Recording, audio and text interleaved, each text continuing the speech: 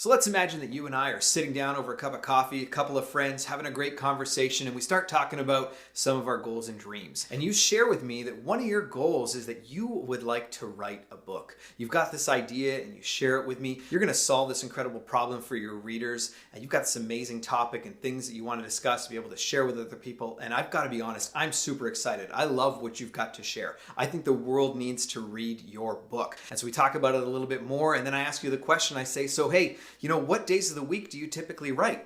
And you look at me and you go, huh? What? Pardon? What are you talking about? We're just talking high level here. Big dreams, big goals. I'm like, yeah, great. That's awesome. But in my personal experience, having written a book is a lot like an elephant. The only way to eat an elephant is one bite at a time. The only way to write a book is one word at a time. So I'm just curious, like if we pull out your calendar and look back over the last couple of weeks, would we be able to see that you're writing a book? I heard this idea and concept recently in a sermon, this idea of looking at your calendar. And the pastor said, hey, if we pulled out your calendar, could we tell that you're a Christian? I'm going, oh, that's challenging. Like, do you have a relationship with Christ? Does it show up in the way that you live your life daily, in devotions and going to church and in your checkbook, in supporting your local community and in your church? So I thought it was a great question, not just applying to my faith, but I thought, man, how does this apply to my goals, the dreams that I have, and apply to my values? Do my values, do my goals, are they actually showing up in my calendar? If I look back over the last couple of weeks, or if I look forward over the next couple of weeks, do I have these things in there? Is there time set aside towards them? Because let's be honest, the next 2 weeks are going to happen regardless, right? And the last 2 weeks have already happened and I can't do anything about it. There's sort of this chronological marching of time. If I'm not intentional with the time that I get to sow into these things, my goals and my values and the dreams and the purpose that God has for me, that time will pass. But if I am intentional, it can pass in a positive direction towards those goals, reaffirming the values that I have, reaffirming who I am in God's purpose and what He wants to do in my life. Now, we all know that goals are important, but I would argue that your values are even more important. And when I talk about values like your faith, your family, and your health, these are values that a lot of us hold. If we said a list of your top values, I believe that your faith, your family, your health would probably be on that list. But if you look at your calendar, does your calendar back up that you have those values? I'm so proud of my wife right now. She's doing this challenge with other people where they're challenging each other to every day do 30 minutes of sort of physical movement, to get physical exercise in 30 minutes every day over 100 days. She's almost done, and I'm just so proud of her. But what's so amazing is, if you looked at her calendar, you could say, you have a value of health, and I can see it. It shows up. The proof is right there. You actually do value your health because you've been sowing into your health every day for 30 minutes every day. It's in there. It happens every single day. That's obvious that you say that you value your health and you're living that out. I have conversations with a lot of people that also say they value personal growth. Great. Awesome. How does that show up in your calendar? What does that look like for you? Do you actually read every day? Are you investing, 10, 15 minutes a day of reading from a great book, listening to great podcasts? Are you looking at potential conferences you can be a part of or getting mentorship opportunities to be able to mentor others or be mentored? Nobody's checking on you on that one, right? Like, you got to be very intentional to continue to grow yourself and continue to learn in that space. What about in your faith? Let's talk about that. Are you sowing into a relationship with Jesus Christ on a daily basis? Are you sowing in devotions? Are you sowing into your local church? What about your family? Family, everybody says, well, what are your top values? Family, absolutely, great. How does that show up on your calendar? Is that spending time with your spouse or with your kids or whatever that looks like? Is it showing up, or is it just overworked and overwhelmed? You got to take a look at your calendar, tear that apart a little bit. Make sure that those big things, the big rocks are your values. Make sure those are actually showing up in your calendar. Now, this doesn't just apply to you personally. This applies at an organizational level as well. If you're in a new leadership position or growing into a leadership position,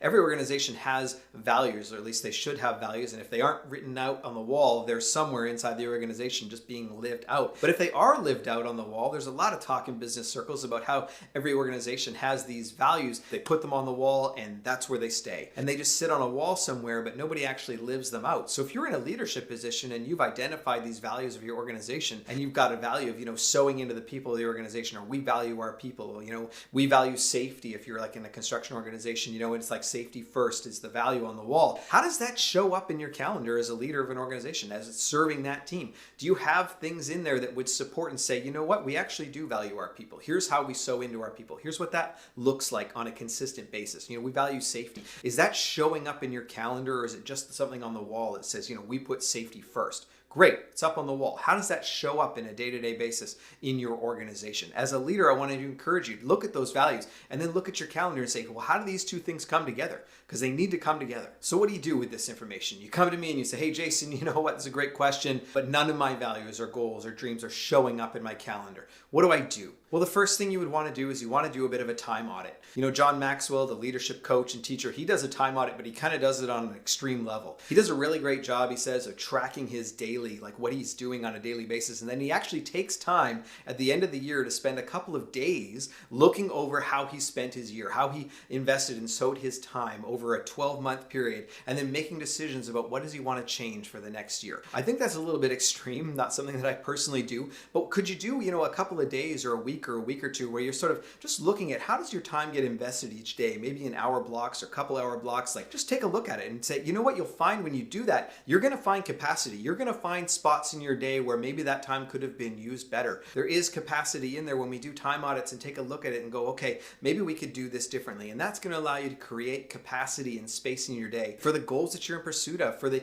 purpose that God has given you, for the impact that he wants to have in and through you. It's going to allow you to get those things into your calendar. And then I want you to remember our conversation that we just had about the elephant. When it comes to your values and your goals, a little bit of progress consistently is so much better than just like a one big chunk. It's like working out. If you only ever worked out one day a month and you did a massive workout, but you only ever worked out one day a month, you probably hurt yourself. You probably wouldn't actually make good progress towards your goals or towards your health. But if you can put in smaller increments of time over a consistent period of time, it makes up a massive difference. You know, I think about writing a book again. You know, if I can write in 15, 20, or 30-minute increments a couple, 3, 4, 5 days a week, I can work towards writing a book. You know, taking an entire Saturday to write a book doesn't work with my schedule. I'm not sure if it would work with yours, but I can carve out small periods of time over a consistent basis that allows me to write a book. Is it perfect every time when I write in those spots? No, but it's working me towards that goal. So I want to encourage you, find ways, now that you discover that capacity in the time audit, great. You might only find 15-minute blocks, great, but how can you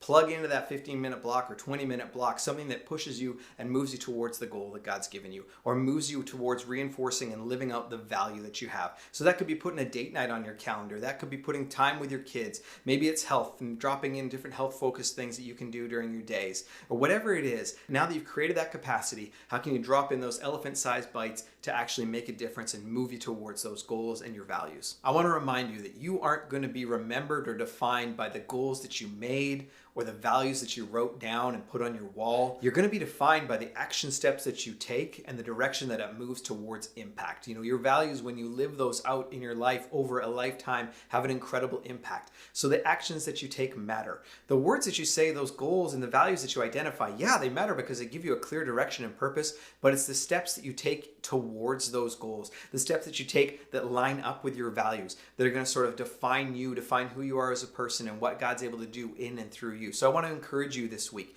take action steps forward towards that purpose that God is calling you towards, and I look forward to sharing with you again next week.